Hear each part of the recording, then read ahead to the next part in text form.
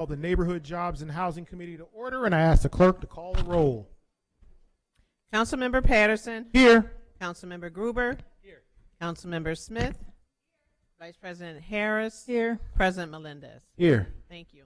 All right. Well, folks, I'm glad that everybody is here today. Give me a couple of seconds to pull some stuff together. Can't hear you. Can't Say, hear you. give me a couple seconds to pull some stuff together. Just real quick before we get started, do we have any folks here at this time who have an interest or a desire to speak regarding introductory number 424, amending the zoning map to change the zoning classification of 1225 Atlantic Avenue? If you're here, please raise your hand. Okay, so we've got one person. Okay, good. So when we get to that, I'll come back to you, sir. All right. So on that note, we also, looks like we have a presentation to council from the DHS staff, DPW, regarding the Bull's Head revitalization. Are we doing this in my committee, or are we doing this in,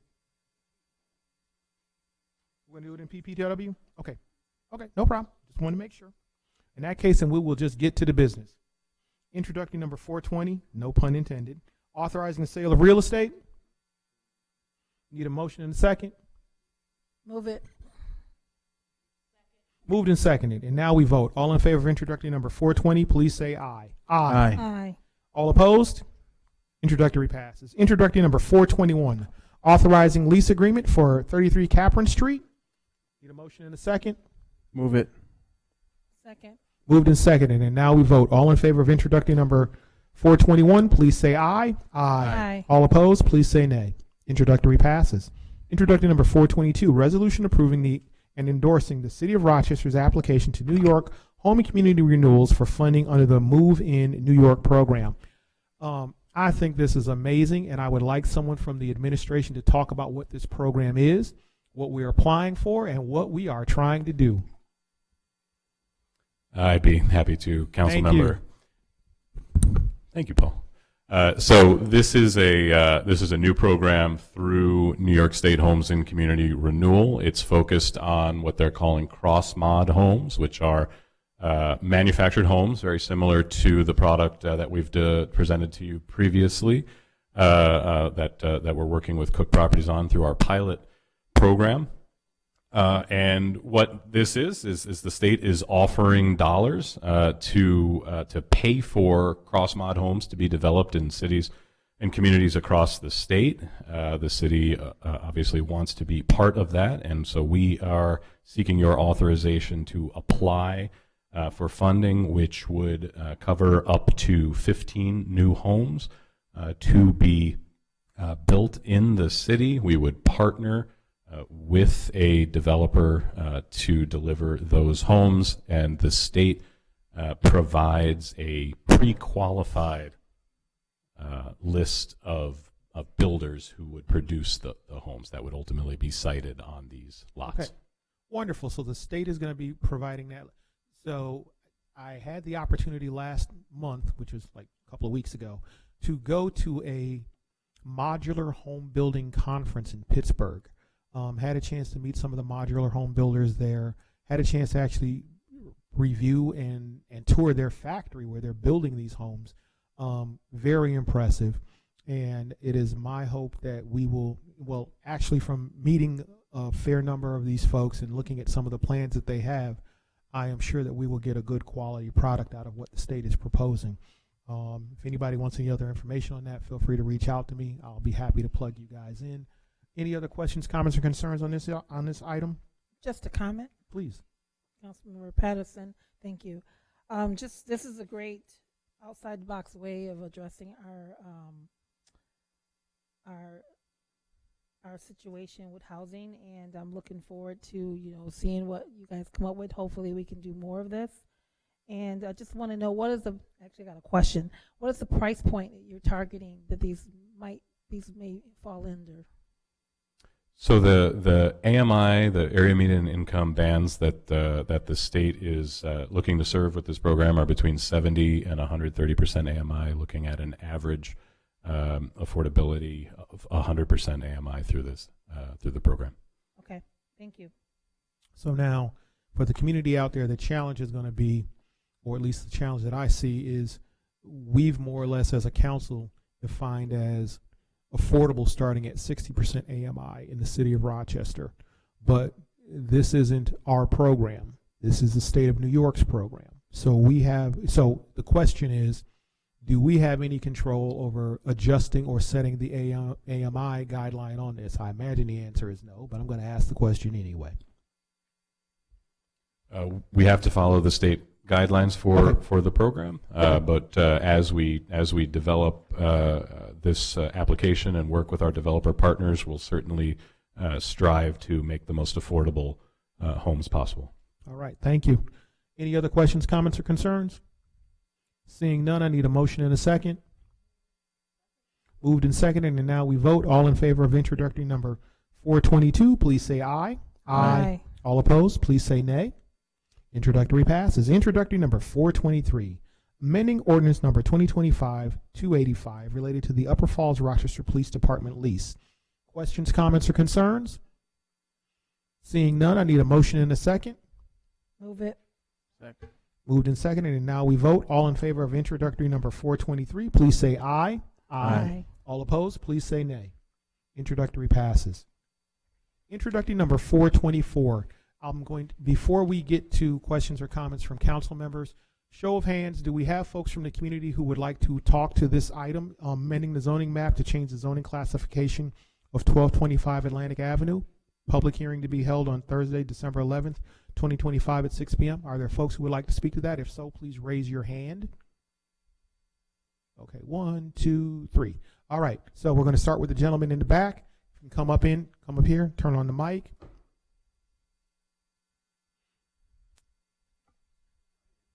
Got it. Tell us what your interest is and what your concern is regarding the project.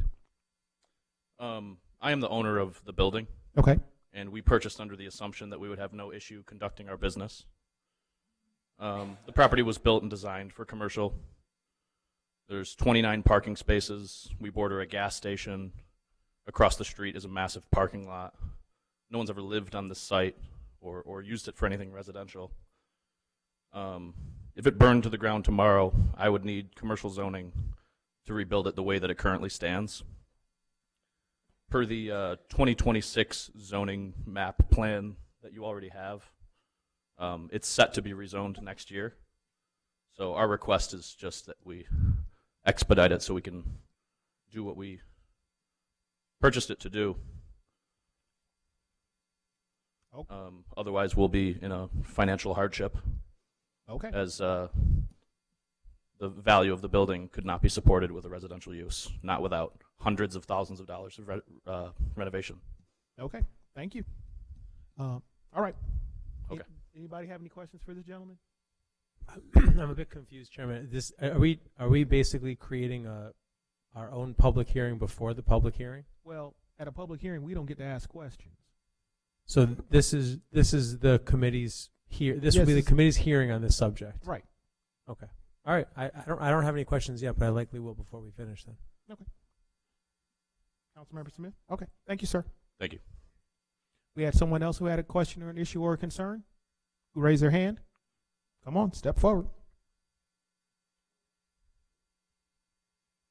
My name is Debbie Keller. I'm the chair of the North Winton Village Association that is in charge of this neighborhood. And this property is currently in R1. It is right across the street from the neighborhood library. About a block away is the rec center that backs up to an elementary school. This is a residential street. We pride ourselves on a village feel. We want to maintain that. That direction where they are, there's a church across the street. Yes, there's the gas station on the corner, and there's a historic church across the street. There's a restaurant on the other corner, but 3 directions are residential streets. You change that to a C2 on that building, that opens it up to a whole bunch. It opens the door. If he decides to sell or move out, it's his fiance that's the tenant. They change that business. that's a huge hardship to that neighborhood. It changes the entire feel. There's only one corridor on that whole corner of the four corners that is commercial, that's mainly restaurants. Going past the library, that changes our whole village feel. That's walkability. That opens us up if they decide to move out, that we could end up with strip joints. We could end up with a mechanic shop. We could end up with a cannabis. We could end up with smoke shops. We don't want children walking by that. That school walks that route to that library for field trips on a regular occurrence. That's a huge hardship to our neighborhood, to that residential corridor. That opens it up when we have a housing shortage in this city, that you open that up to a C2 zone, and then people come in and they start rezoning that street for multiple uses and mixed use. That's our housing. That's a huge hardship to that neighborhood. On top of the fact, they've already opened that business without business permits. They've already built out the business without business permits. They're in violation. They've done that without. City code has not been able to get in there to inspect the building. They've already got violation. It's already gone to Ann Wallace.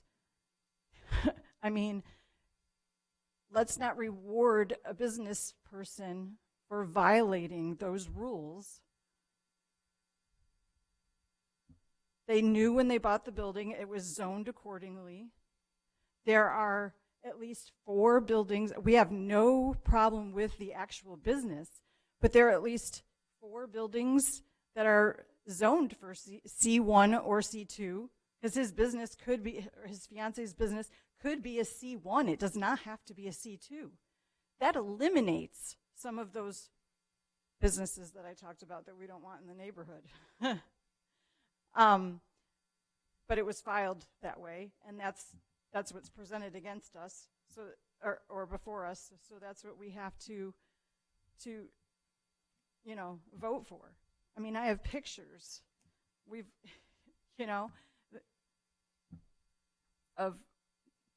They're open without permits. So without communication. And we want to reward that. Council members, any questions? Council President? Yes, thank you. So to the administration regarding this item, I looked at it closer, and it was a 3-3 split at the CPC, and according to that, it gets kicked to council at that point when there hasn't been a decision made. So if we were to take this up, yay or let's say nay in this case, does it die here completely, or is there any opportunities for the applicant to consider something in the future?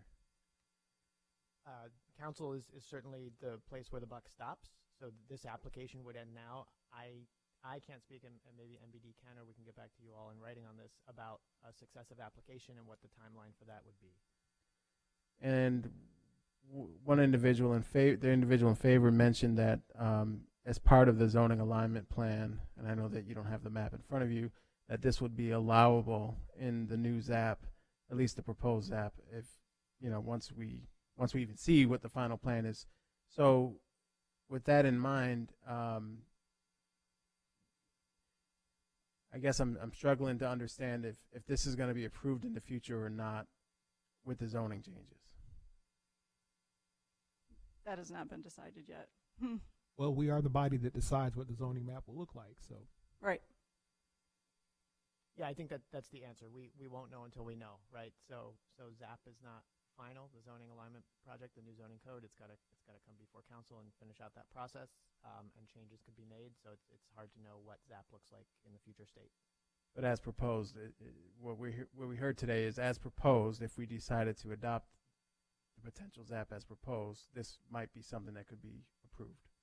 My understanding is that the current zoning map that goes along with ZAP has this parcel zoned as C2, as the equivalent of C2, which is what the application before us is. Thank you. Councilmember Gruber? Yeah, thanks. You're welcome to sit, unless folks have I just questions didn't know if there was Just any go- questions. Please. for you. But my questions are to the administration. So this is Okay. it's a rare and peculiar thing for us to be asked, probably in part because there's rarely a tie in the planning commission. Is that am I right? Maybe I'll ask the NBD folks. Has this happened in the last 5-10 years? It has. I'm curious. So spot zoning is not allowable. I'm not sure who I'm framing this question to, so I'll put it out to the ether. Spot zoning is not allowable, so presumably this is connected to another C2 district. Is that correct? Councilmember, yes. The parcel next door is a gas station, and it is C2. So it is immediately adjacent to a C2 on one side and to residential on the other side and the Okay. back. My biggest question to the administration is, given, and I think what President Melendez, maybe I'm wrong, but I think what you're getting at is that even if this is rejected at the moment, if the new zoning code comes to us and this particular parcel is in the equivalent of C2, which is what MDR as it's framed in the code, then there would not be a need for the applicant to apply for it. It would just be as of right allowable. I believe that's a true statement. I'm curious, why was NBD's guidance or advice to recommend that this applicant propose this versus just wait for the new zoning code to be adopted? It seems like a strange choice. Why, given where we are in the timeline of it all, why was the recommendation to do what is ultimately feels like a spot zoning at the moment? The answer for that, council member, is that the business is currently operating and they would like to continue operating. If they were to wait for ZAP, which would be an option, they would have to cease their operations and wait until such time that ZAP is approved. And if it is approved with the change that we've discussed, at that point, then they could begin operating. And are these businesses, in fact, is this business, in fact, operating without the appropriate business permits? It does not have business permits, and they did not acquire building permits for the building renovations. So there have been, since the owner purchased it, there have been improvements or adjustments to the building that required a building permit, and none was sought out or applied for. That's correct. Okay, I have no further questions, Chairman. Council Vice President.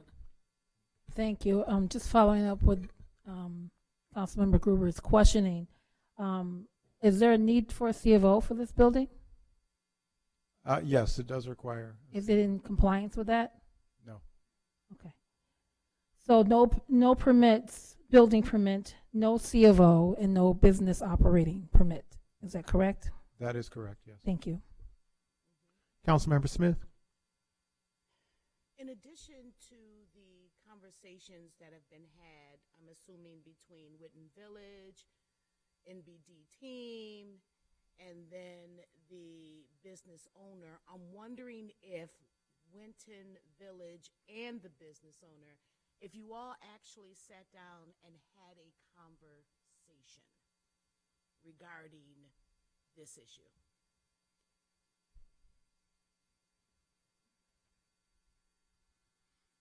We have not. Would you be open? We are open to that. Wonderful. Thank you. Is there anyone else here who would like to speak to this item?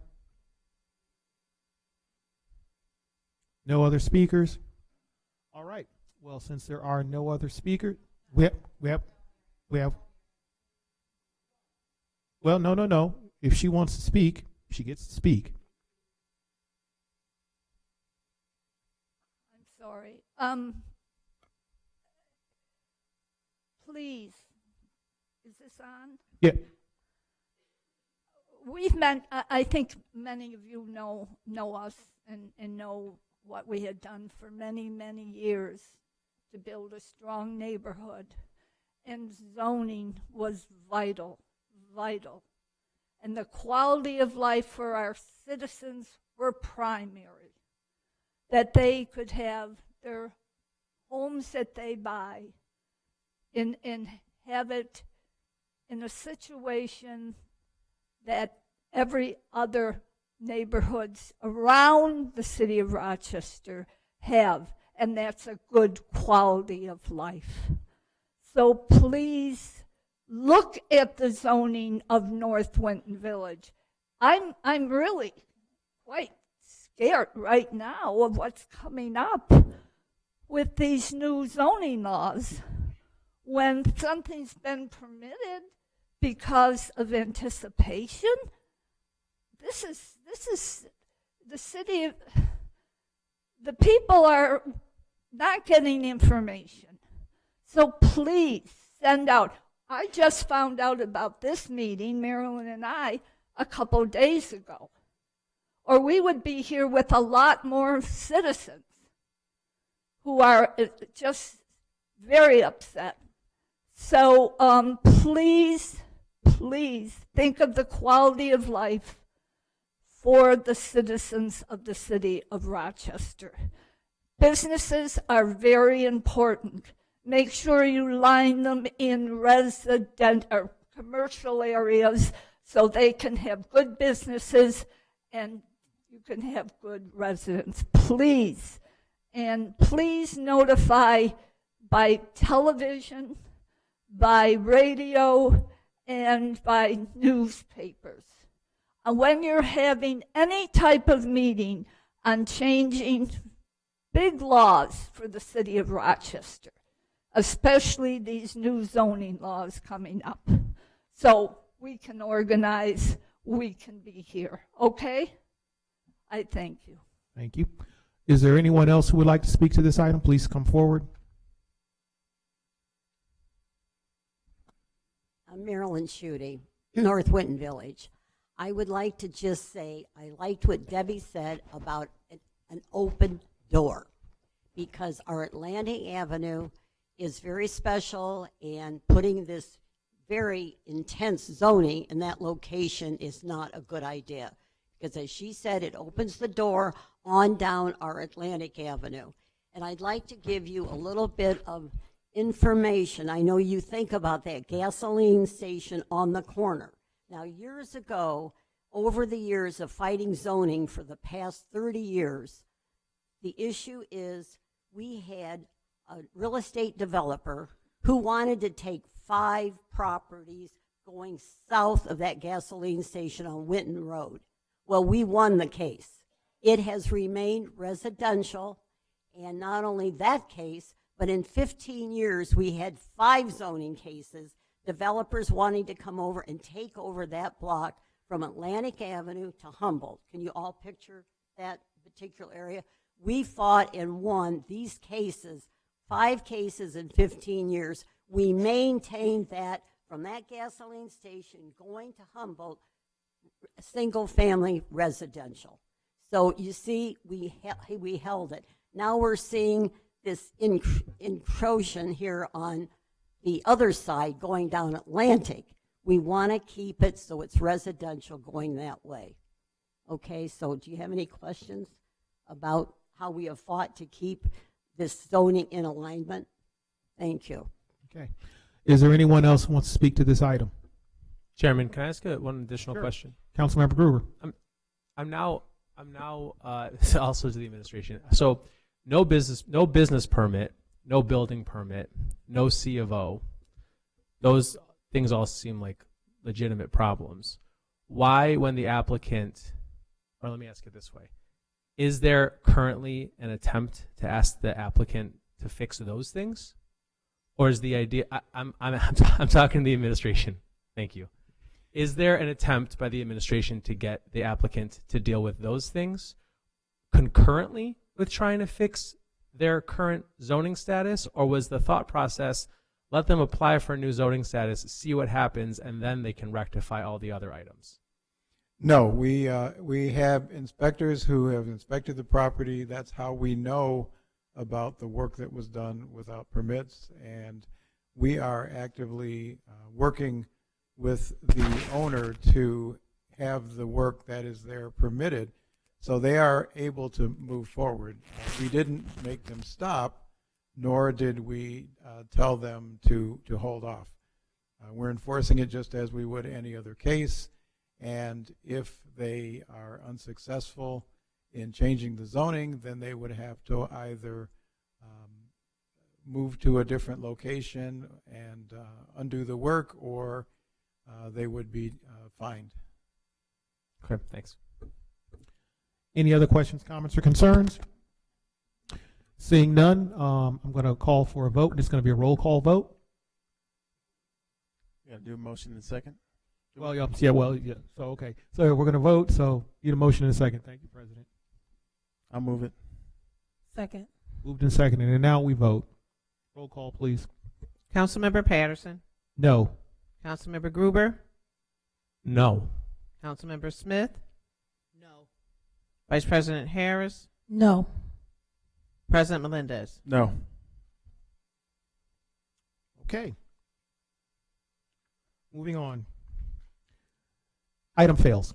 Introductory number 426, authorizing transfer of appropriations for other affordable housing projects to the Rochester Roots Single Family Homes Project, appropriating American Rescue Plan Act of 2021 funds previously appropriated to the project as replacement funds for some of the other affordable housing projects, appropriating additional 2025-2026 annual action plan funds to the project, and amending prior ordinance and agreements to effectuate the transferred and original appropriations authorized herein. So, since there's a whole lot there, tell us what you're doing. Before I answer that, item 425. Did we skip an item? Oh, okay. I apologize. Well, all right. We can come back. Well, tell you what. Let's do 426. We'll come back to 425. So tell us about 426. Gladly. So with this particular item, what we are seeking to do is to switch funding sources for the Rochester Roots Affordable Home Ownership Project, which was previously presented to you, in order to take the ARPA dollars off of this project and replace those with home funds to ensure that the ARPA dollars are not put in jeopardy by any delays on this project caused by the recent federal shutdown. So we are we've identified projects that the ARPA dollars that had been applied to the Rochester Roots project can go to, and putting home dollars on the Rochester Roots project to ensure that all of these projects can advance, be completed on time, and fully funded. All right. So we're building more housing, and we're just moving the money around to make sure that we can do it. That's correct. Okay. Questions, comments, or concerns? Councilmember Gruber. Why the unappropriation? I understand money needed to be found somewhere, but Beechwood Family Apartments, there's just not a need for the full $1 million loan? They have chosen not to use the home funding for that project and have returned that to the city. So no change to that project at all, just changes in sources of funding. That's correct. Okay, thanks. Any other questions, comments, or concerns? Seeing Move none. it. Motion and second. Moved and seconded, and now we vote. All in favor of introductory number 426, please say aye. Aye. All opposed, please say nay. Introductory passes. Now let's go back to introductory number 425, approving an appropriation of Rochester Urban Renewal Agency funds and authorizing an agreement to reimburse a portion of the owner's costs for replacing an auto body shop displaced from 890-920 West Main Street for the Bull's Head Revitalization Project. Questions, comments, or concerns? Seeing none, I need a motion and a second. Move it. Second. Moved and seconded, and now we vote. All in favor of introductory number 425, please say aye. Aye. All opposed, please say nay. Introductory passes. So I'm getting ready to close out the committee meeting, but I need just some clarification from Corporation Counsel. So we need to do the Rural Resolution Review Committee. So we're going to close out this committee. We're going to go into the Rural Resolution Review Committee, and then we will be reviewing the rural information related as the companion item to introductory number 425. Is that correct? That is correct. Okay. So on that note, we are now going to, I'm going to end the this current committee meeting, And I'm going to ask the clerk to call to order the Aurora Resolution Review Committee. Agent Councilmember Patterson. Here. Agent Councilmember Gruber. Agent Councilmember Smith. Agent Vice President Harris. Here. Agent President Melendez. Here. Thank you. Thank you. Introductory number URA 9, resolution appropriating $175,000 to reimburse a portion of the owner's cost for replacing the auto body shop displaced from 890-920 West Main Street for the Bull's Head Revitalization Project. Questions, comments, or concerns? So, oh, sorry, Council Vice President. Okay, so Corporation Council, we are voting on a recommendation for the item. Is that correct? For or against? That's what we're doing. I just want to make sure we get the language right.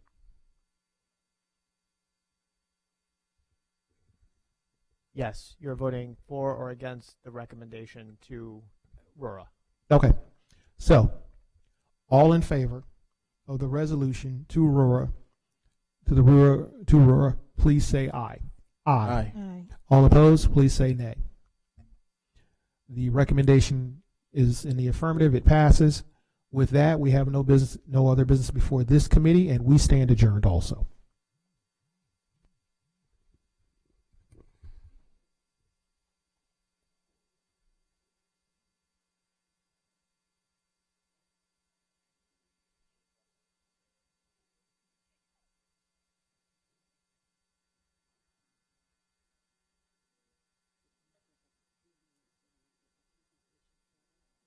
Oh, yeah, absolutely.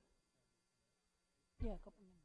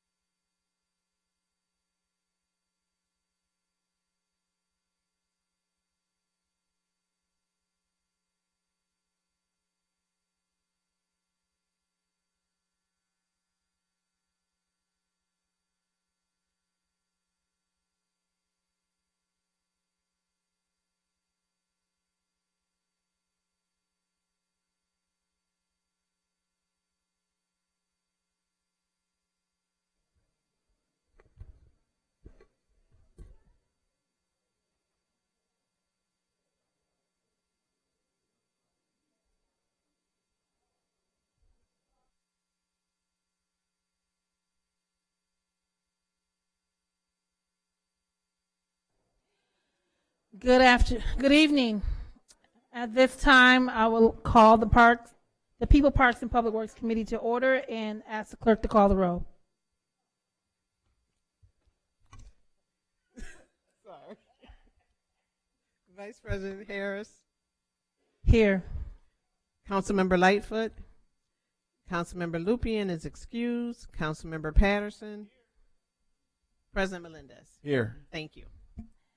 Thank you, Clerk Washington.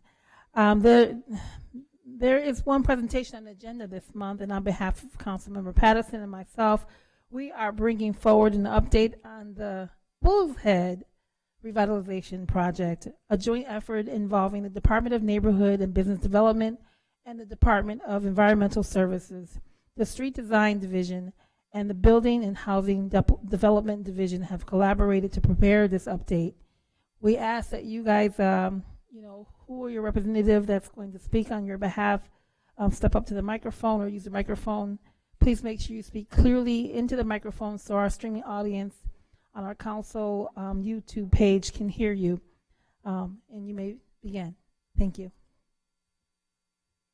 Hello. Hello, can you hear me? I have a soft voice, so I gotta get real close. Awesome. So my name is Lisa Reyes, and I work in the Street Design Division for DES, and I was the project manager for the Bull's Head Revitalization Project. So I'm here to present this, and really glad that we can present this amazing project. So let's see how we go.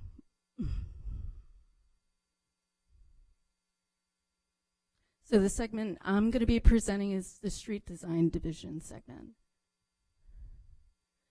Presentation topics is to discuss general overview of the project, public participation, right-of-way acquisitions, official map amendment process that we went through, work zone traffic control, the project schedule, and then we're going to bounce over to the NBD segment for our friends in DEQ and NBD to present. Throughout this project, it's been about a two and a half year design process. We've been in collaboration with DevelopRock and NBD, along with our Street Design Division. So this slide basically identifies who we've collaborated with. Erdman Anthony was the design consultant on the project and did an excellent job. The project is also federally funded, which was identified on that last slide, with local funds matching. General project overview: why is the project needed? The real purpose why this came about was for the redevelopment of the Bull's Head area. And as many of us know, in that area, there's quite a bit of operational and safety issues at the signalized intersections that that need to be addressed. So this project will be addressing that. In addition, we'll be improving and promoting multimodal transportation, addressing visible pavement distresses, addressing bike safety, PED safety and accessibility, and also providing some streetscape. Public participation. So throughout this project, we've had quite a bit of public participation. Lachey has been present at many of those meetings, so we thank you for that. And we've had great participation, and we're thankful for all the input we've had from the public that we've been able to incorporate into our design. So this outlines the stakeholder meetings. There's 3 of them that we've had. We've had 4 public meetings, and we've also had subcommittees that we met with to develop the Gateway and Pocket Park as part of the design of this project. In addition, safe and equitable mobility for all. So Rock Vision Zero, we're addressing all the desires of the Rock Vision Zero initiative in conjunction with our Complete Streets policy and the Rochester 2034 plan and active transportation plan. So the street improvements, this image here, it may not be showing that great, it's kind of bright on the screen, but this is the overall project. The project is addressing intersection realignment and new street construction, pavement milling and resurfacing, pavement rehabilitation, which includes widening and narrowing of certain segments, new curbs, sidewalks, curb ramps, ped and bike facilities as part of our Complete Streets policy, traffic signal signage and pavement marking improvements, as well as adding 1.5 times the amount of trees that we need to remove as part of the project. Lighting enhancements and utility work are also part of this project as well. This slide generally shows you in blue the street pavement areas that are going to be removed as part of the project, and then in the tannish orange is the new street segments that are going to be included. In addition, in red, it shows the roadway narrowing and widening segments in red and green. And then the gray areas are the milling and resurfacing areas. Again, this is just a layout of the north side of West Main Street that shows the new segment of Genesee Street that is extending from West Main Street to Silver and Taylor Street, and also the realignment of Brown Street to a new intersection, signalized intersection with Genesee Street. In addition, it shows the new cycle tracks that are going to be installed as part of this project and where the signals will be located and realignments. This is the south side, again showing the new pavement areas, the milling and resurfacing, the cycle track, and again, the signalized intersection modifications. Bike connectivity, so for the project, we're going forward with connecting through what was recently done on West Main Street with the cycle tracks and tying that into the existing network that's out there. Work zone traffic control, the plan is for 2 years of construction. There's going to be utility work ahead of our construction, which is anticipated to begin in the spring of 2026. So we're anticipating two-way traffic control with some one-way as needed, temporary detours on local streets in order to close Silver Street and Kensington, and then some temporary disruptions would occur when we replace curb and sidewalk at driveway locations. Emergency access will be maintained during construction.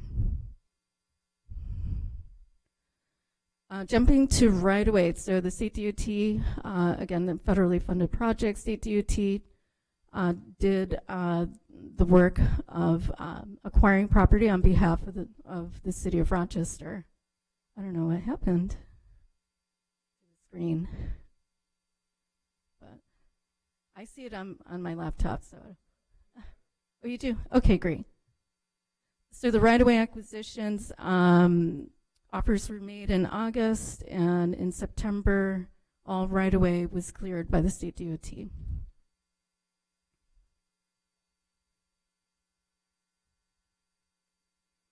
Official map amendment, again, this process, we went through the City Planning Commission in January, and then Council in March for the work of the street abandonments dedication, street renaming, and also um, eliminating the connection to West Avenue for York Street. That's the prohibit vehicular traffic, where we're redirecting traffic to Algonquin.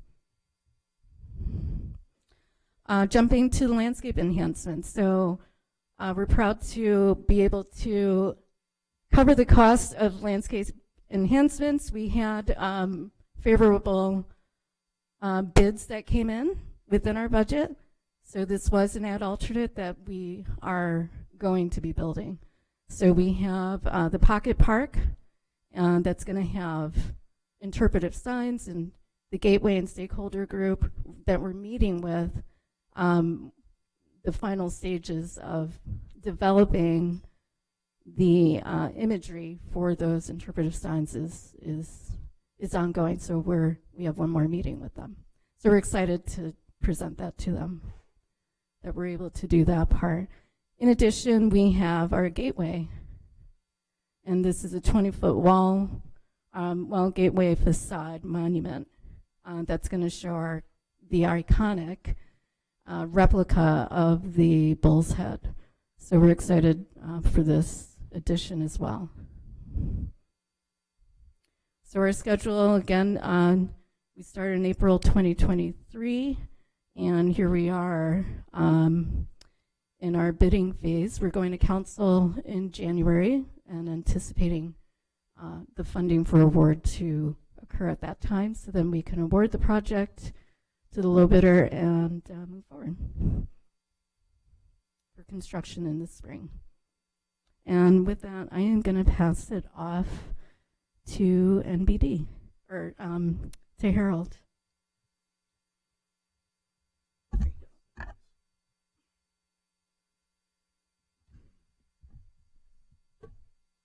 Excuse me, before you start, real quick, if we can try to get the screen back up. Thank you.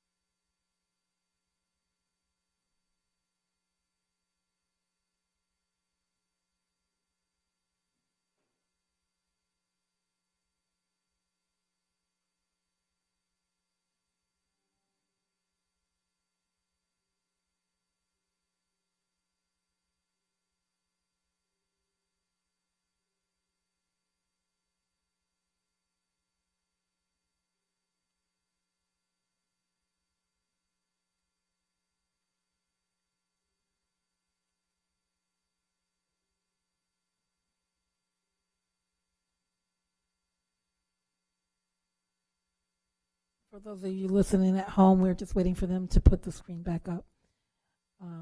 Thank you for your patience.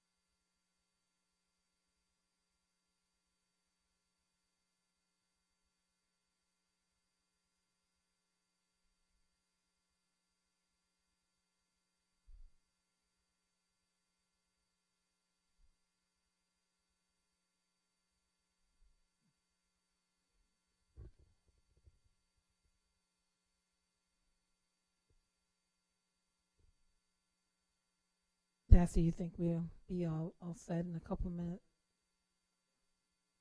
Okay.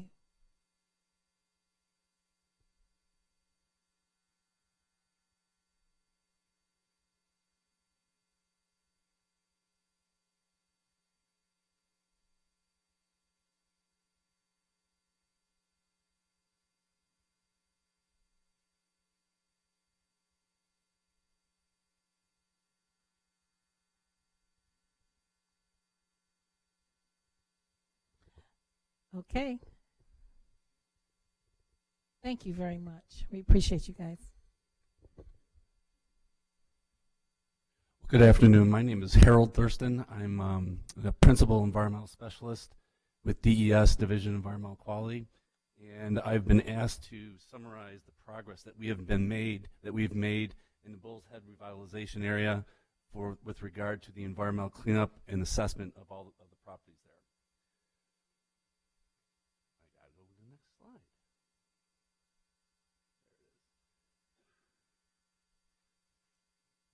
Since 2009, when it started, there were performing environmental due diligence activities in the Bull's Head North area. That's the area in yellow there, that's north of Main Street. And in all those parcels, what we were looking for is past land uses of those properties that potentially could have a negative impact to the subsurface of the ground of all those parcels. So in 2009, I said it again, and then there was other studies done in 2019 and 2023. In those studies, we were able to evaluate every one of the parcels up there for potential concerns. And what we found was there were basically 4 parcels that were going to require some environmental remediation. The first one we have right here is 42 York Street. 42 York Street, we identified, we did an assessment and we identified petroleum impact in the subsurface. And using an EPA Brownfields grant, we were able to clean the site up through the excavation and off-site disposal of the contaminated material and bring in clean fill. That was finalized in 2025. Likewise, at 24 York Street, again, that was a former gas station. We identified petroleum impacts in the subsurface. Using an EPA Brownfields cleanup grant, we were able to excavate all the contaminated material and bring in clean fill, and that was done in 2024. These 2 properties are now ready for development.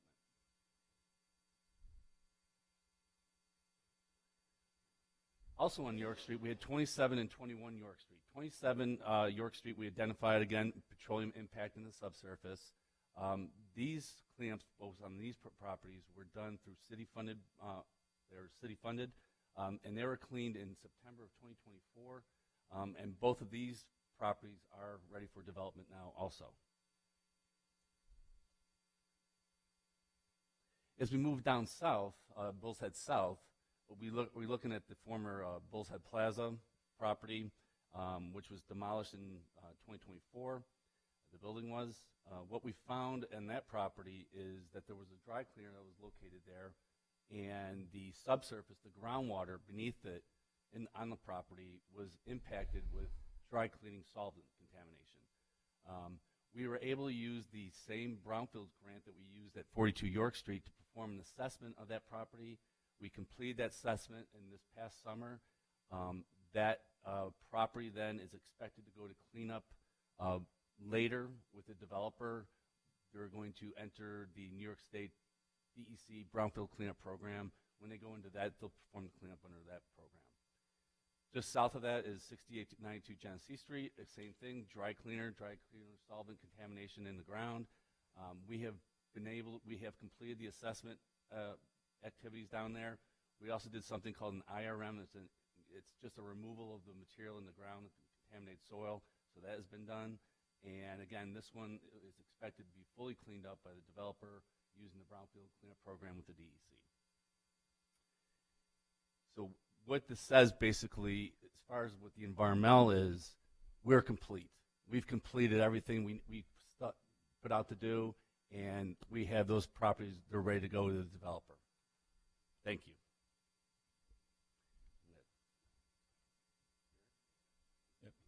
I just have the one slide, so you don't need to pass that over, but I appreciate that. Thank you, Lisa and Harold. As I'm sure you all can tell, this is really a great interdepartmental partnership effort.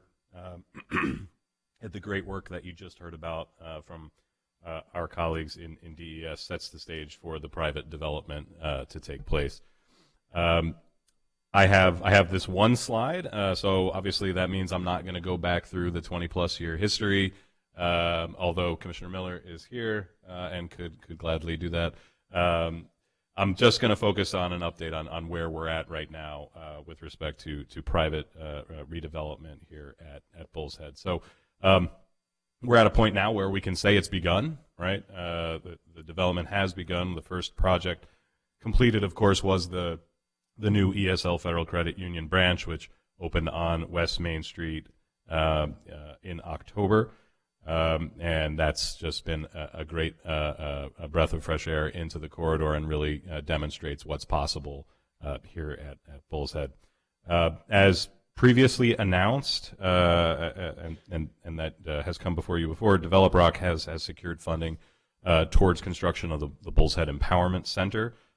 The Empowerment Center will ultimately feature offices, namely the new relocated headquarters of USC Builds, as well as a workforce development center focused on skilled trades, a 24/7 childcare center, and space for other nonprofit organizations and businesses. This is generally, I think fair to say, considered the first phase of Develop Rock's redevelopment.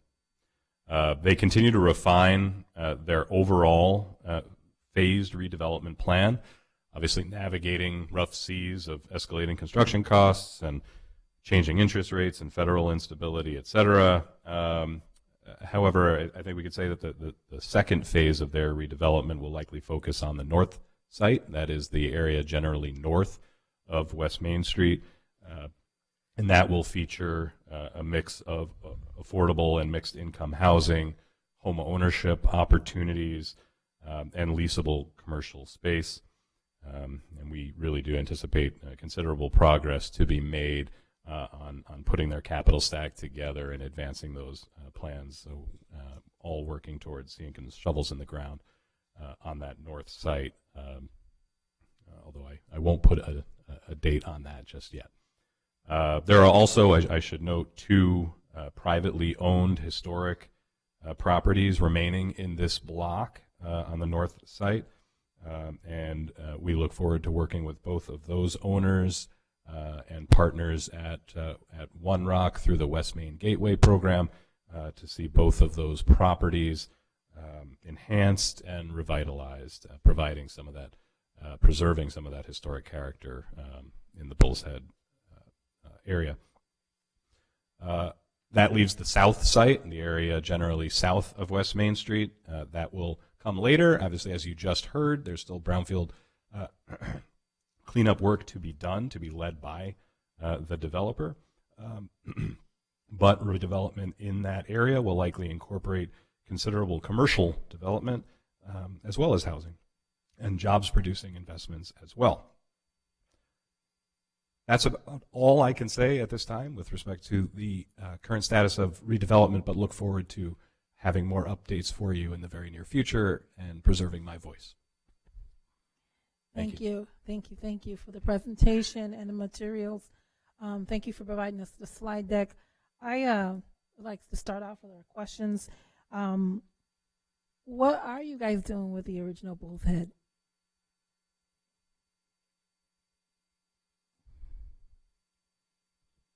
The actual historic Bull's Head. I know it's in storage, being preserved. Not sure that we've made an ultimate decision about where that will be displayed, but the intent is to bring that back to the site. Oh, so there is an intent to bring it back to the site as a part of the whole project, in addition to the replicas, right? Okay. So then I have a follow-up question. I noted that you said this is a 25-year project, so does that mean that this is going to take about 35 years to finish? When is the estimated completion time for the entire project, all phases? I hesitate to put a timeline exactly on that, just because, private redevelopment, a lot goes into that. This is a very complex, multi-phase effort. But I think I can safely say it will not take 35 years to come together. Can you give an estimation for the completion of phase one? Well, it's my hope and my anticipation that they'll be able to begin work on phase one in 2026. Okay. Estimation, understood. Colleagues, council members, do you have any questions, comments? Councilmember Groover. Thank Thanks. Thanks for the presentation and all the great work that's been done so far. I also wanted to note we didn't celebrate it during the last committee meeting, but the giving those final additional dollars to move the auto repair shop from Bull's Head in your committee, Chairman Patterson. I was just talking to Rick about this. This has been at least 6 years that I know the owner of that auto shop has been looking for a new place. So I think that's a huge win. Things are starting to come together. Just had a couple of quick questions, in particular on the cleanup. So thank you for all that you shared with us. It looks, am I correct that everything is already cleaned up or very close to being done, with the exception of 68 to 92 Genesee Street? Yeah, yes, that's correct. 6892 Genesee Street is definitely going to require some remediation. 845 to 855 West Main, which is where the Bull's Head Plaza was located, it's anticipated there may be some cleanup that needs to be done on that property, but otherwise, yes, everything has been taken. We've completed all our. But those two may not be cleaned up for quite some time. It's going to take some time because it's groundwater contamination, it's chlorinated solvents from the dry cleaners, and generally they take years when you initiate the cleanup. It's going to take a couple of years for it to lower the concentrations. But with respect to I think what you're probably getting at is, do we have to wait for development or to clean up to be finished before development can occur? And the answer is you can do both of them at the same time. So if you just have to schedule it the right way, but you can do both. Got it. And so thank you. That leads me to Deputy Commissioner Frisch's slide. So 60 to 92, you're using language around the north side or the south side, and I'm not that smart. So just help me understand. 68 to 92, what's meant to go there? So 68 to 92 is part of that south site, right? And so the cleanup efforts that Harold just mentioned, those will be led by the private developers, by Develop Rock, through the DEC Brownfield Cleanup Program, which offers lucrative tax credits upon completion of the brownfield cleanup. That will help. But is that where commercial or residential is going to be going? Ideally, as of right now, my understanding is that 68 to 92 would be a commercial development. Okay. So to the point Harold made, as they finalize their plans for what they're going to develop, the cleanup can just be part of that overall, what would end up being a multi-year process anyways. Got it. Yeah, that's Thanks. My last question is the number of housing units has been moving target since this was first brought to council many years ago. So now the language is up to 700 new housing units with a mix of rental and ownership products. Understood that there's not yet a final plan, but what are the considerations? Is it about what kind of state funding opportunities are available? Is the expectation for a lot of this to be privately funded? What are the considerations? There's a variety of factors that play into that. One is the level of commercial interest in the project, and what's targeted for potential development maybe has changed over time to reflect some of that interest. Also, that's correct. As you look at different forms of housing, that requires different types of investment. So will there be a light tech component or multiple light tech components? Yes, probably. Will there be a home ownership component, more of a lower density, perhaps single family or townhome style development? Yes, they're looking at that. And will there be the potential for market rate housing and workforce housing? Yes, they're looking at that as well. So it's all those factors. All of them have different funding and capital stack requirements, and the changing nature of potential tenancies and interests in being there is all reflected in that number of units that's been going up and down. Okay, thank you. Any additional questions or comments? Okay. Well, thank you very much for your presentation today, and now we will proceed with the legislation. Actually, before we proceed with the legislation, I'd like to give Commissioner O'Connor a chance to address a concern today related to the weather. If you could just talk to us about your plan for plowing as we approach inclement weather patterns in Rochester. Yeah, thank you, Councilwoman. I appreciate the opportunity to speak on that. I'm a little bit under the weather, so I'll speak briefly, and then I'll fortunately have Karen here, so she can chime in a little bit more about specifics. But so today was our first major storm that we had. It was all hands on deck in terms of our personnel. We've been monitoring this storm pattern. We actually have 2 contractors that we work with through news channels. We have one with Channel 10 and one through WH Channel 13, who's on contract, who we work with throughout the winter season to alert us of incoming storms, as well as we have our resident weather guru, Karen, who really monitors too with other resources that she has available. So we were tracking this pattern and was fully aware, and so we've had our staff prepared to engage to tackle this. As it came overnight, we had staff here that was fully ready to engage, and we're out there since early this morning, effectively going through our routes.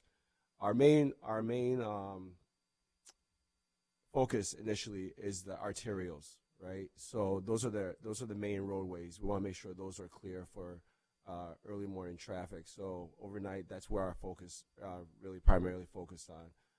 As you saw, the snow was kept trickling down. There was accumulation over several hours, but effectively, it just with the traffic and with the accumulation continuing, we just were tackling it through plowing and through actually putting down salt.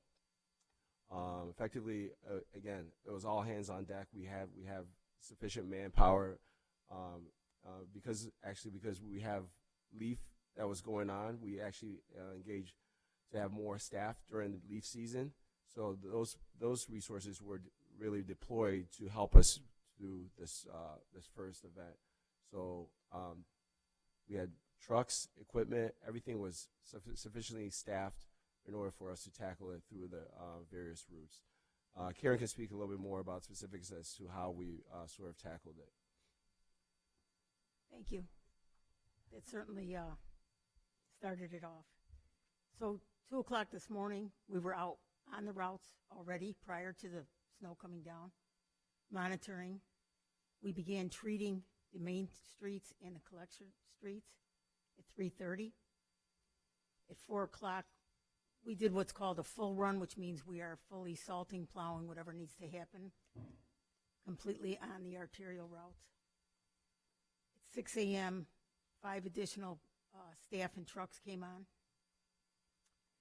We stayed with the mains, arterials, and the bridges during the event till 3 o'clock this afternoon. We then moved into the residentials so we could, with our special services staff, so we can improve the residentials. Unfortunately, the mains are starting to cover over, so we are now moving back into the mains to make sure that takes care of it. So, during the storm, while the snow was coming down, we're really keeping the mains open, and we're keeping them safe for travel. After the event is winding down, we moved to get all this curb lanes open, all the, and during all this, we have bridges that are going on. Any high elevations, we have to continue to treat. That's truly what happened today. That's what's going on currently. We'll continue with the residentials. Plow Tracks Communications has helped us and put Plow Tracks on the front of the web page to make it easier for folks to see that we're out there. Easier instead of having to go, and dig down into the. Thank you very much. I appreciate the overview, and tell your crew out there to be safe out there while they're doing that. Thank you. We will move on to the legislation. And Councilmember President Melendez. Yes, thank you. Just one follow-up question. I know that it's always a challenge to fill CDL roles in the city, just in general. Could you maybe speak to at this point in time where would one apply if they were interested? Do we have vacancies that are available on the city website for someone to apply, or what's the process? I'll start. So for our plow drivers, is that what you're talking about, Council President? Yes, sir. Yeah. So we do have vacancies currently. We actually have a sign in front of our Mount Reed office, CVMF, initiating that we are looking for CDL drivers.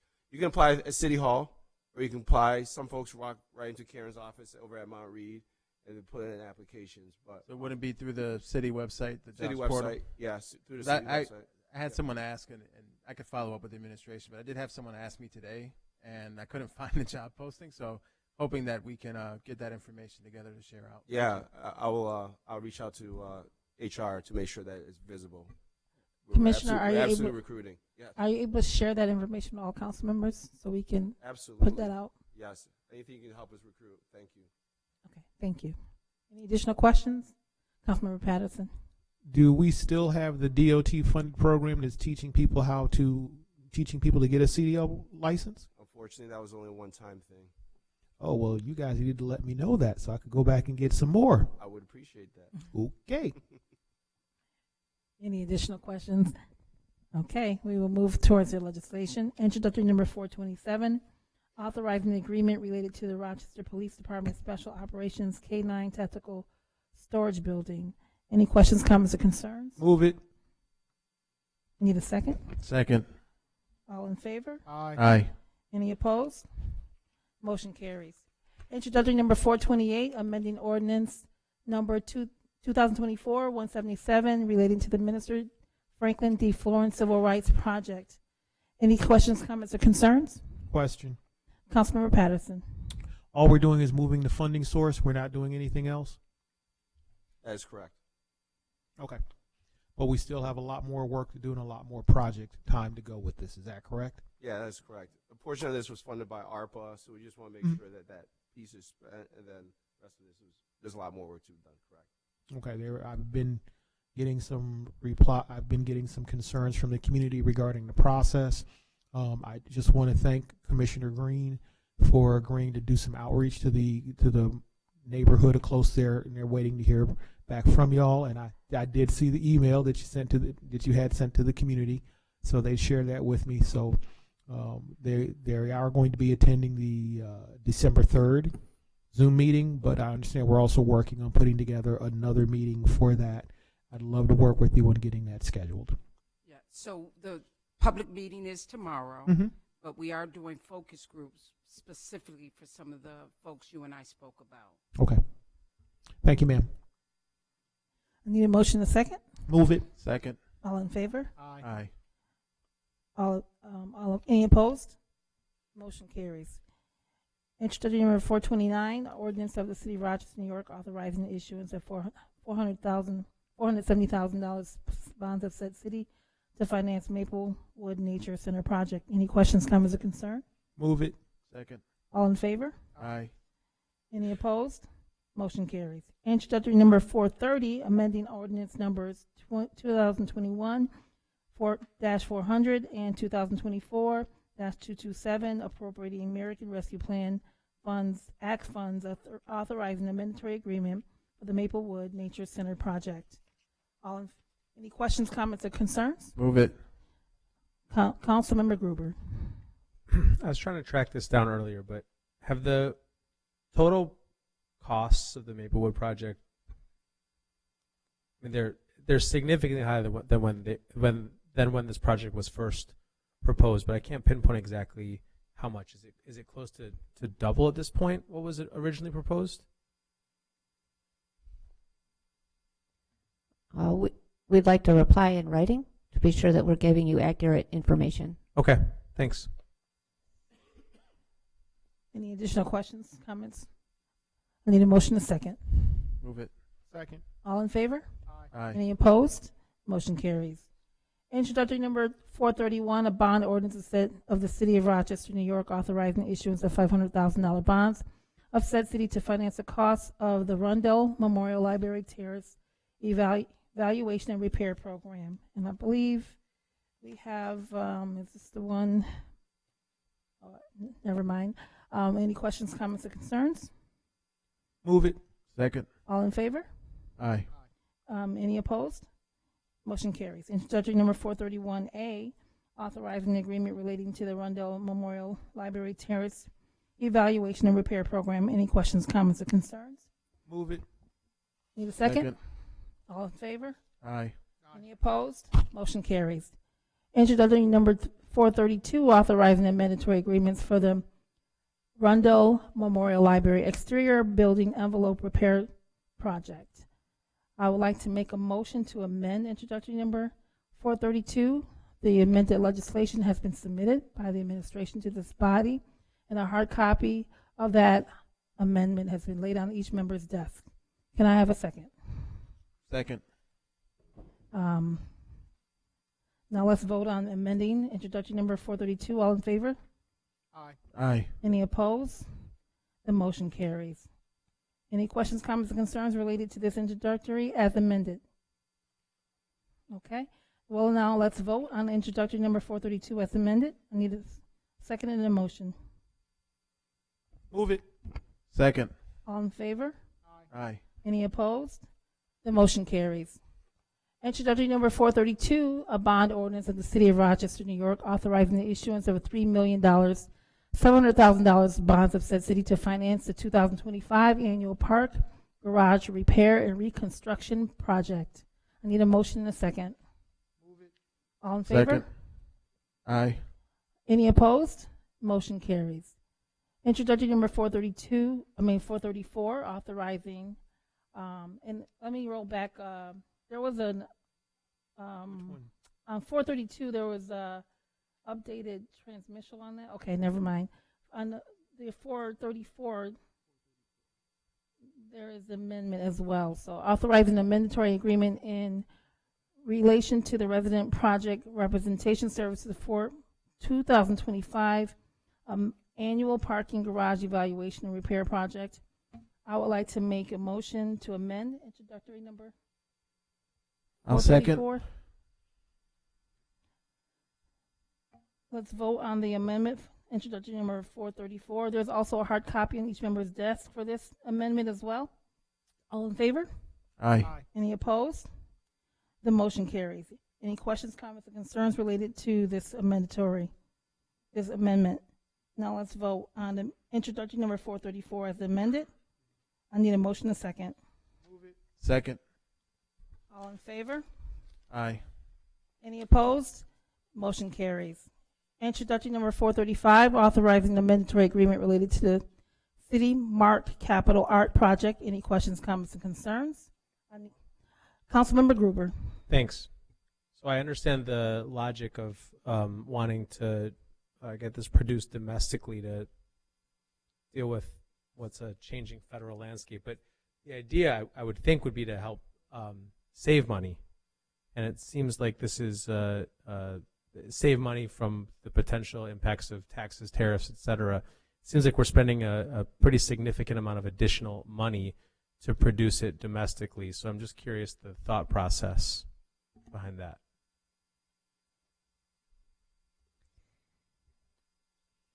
Sure. So one of the thought processes was when we started getting into the design with the artist and we started researching the change in the material prices and getting the fabrication done in Shanghai, which is where we had been told we would be able to get a savings.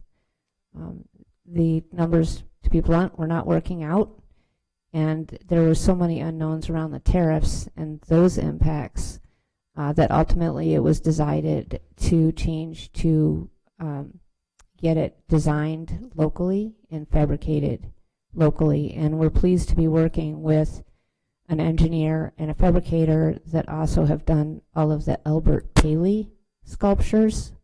So there's a little bit of an upcharge to switch to a different team, but we believe that the outcome will be tremendous. Okay, thanks. Any additional questions, comments?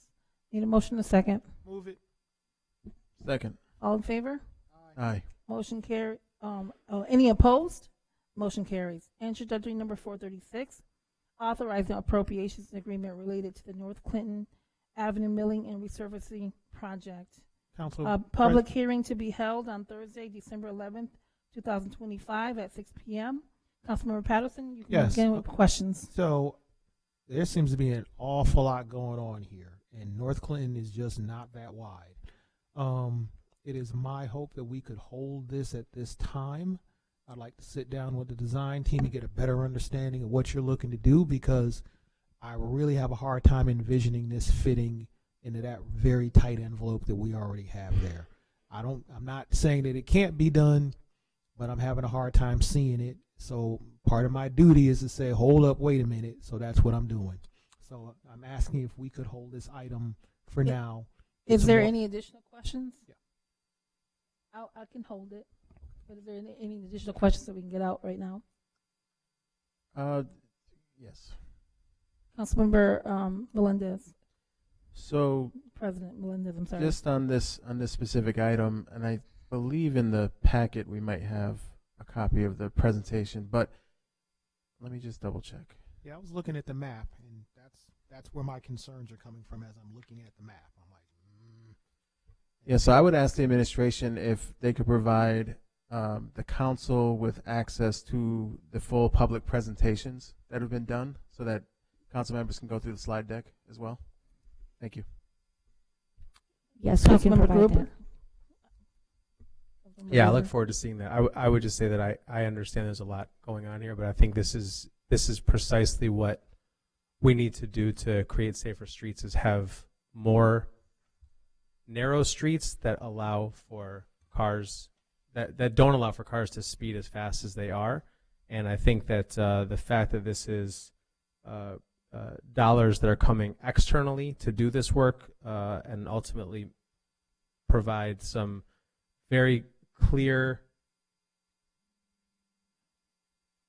evidence of what, I mean, it's using the Safe Streets, the Safe Streets and Roads for All grant funds, and the level of process and rigor that come with each of these recommendations, to me seems like something we should absolutely be moving forward on. I would join President Melendez and Councilmember Patterson to read all the materials, but I really do hope that we cannot sit on this for too long and can move it pretty quickly. Thank you, Councilmember Gruber. I just believe holding it would help resolve some of the issues that we have, give us time to review the packet and just ask vital questions and get some clarifications. And I just don't believe that we'll be holding it much longer than the next cycle, this upcoming cycle. So I'm hopeful. I'm holding it today. So with that being said, we will go on to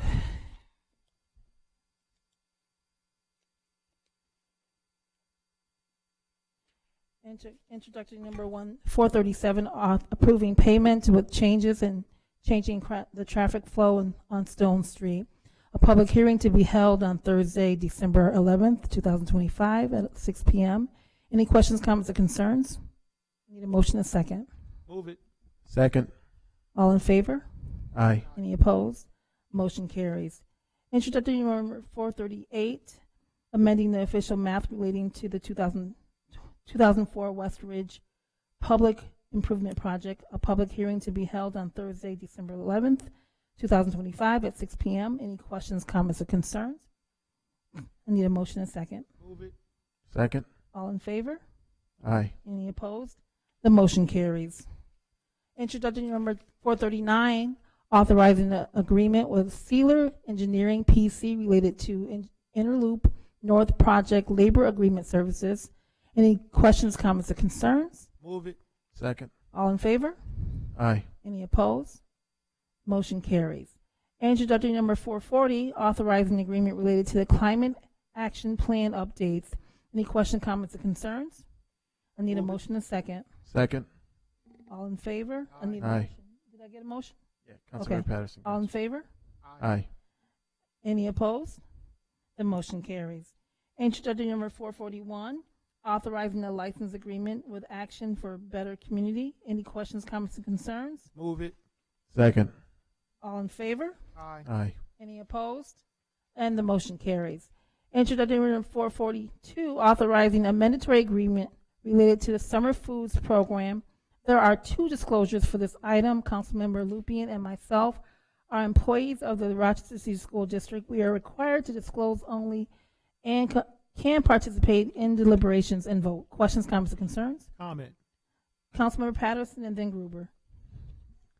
Unlike other years where I complain about the quality of the food and the kids don't eat it, I heard that the food was better this year, which is probably why there was a greater demand for the food. So, thank you. Councilmember Gruber. Any ideas to what led to such a significant increase?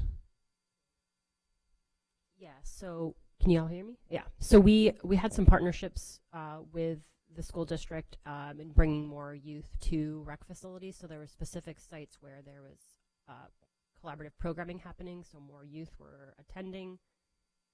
We also just had a lot more attendance at some of our rec facilities. So Douglas, Adams, Carter, Edgerton, Jackson, and Lightfoot all had increases, which translates into more meals served for breakfast and lunch at the facilities. Were the numbers roughly, were the numbers anywhere near where they were pre-COVID?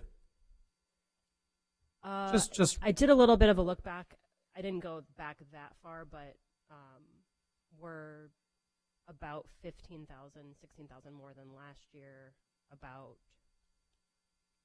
28,000 more than 2023. So I think some of the collaborative efforts that my colleagues in rec are doing to make sure more kids are getting access to rec programming is certainly helping. Hopefully some of the partnership and getting the word out about free meals is helping out as well. That's great news. Thanks. Any additional questions? Move it.